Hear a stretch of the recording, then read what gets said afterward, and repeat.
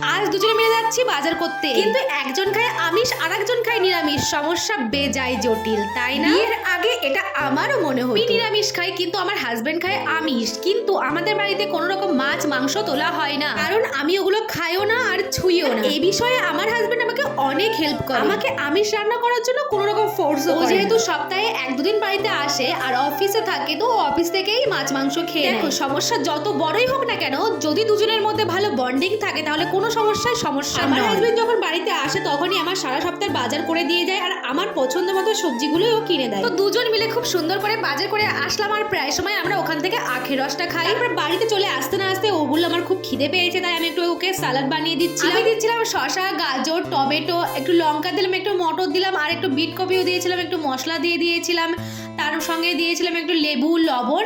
এগুলো ভালো করে মিক্স করে আমি ওকে সালাডটা বানিয়ে দিয়েছিলাম। এখন রান্না বান্না করবো, সেজন্য সবজিগুলো গুছিয়ে দেখো রান্না করে নিচ্ছি।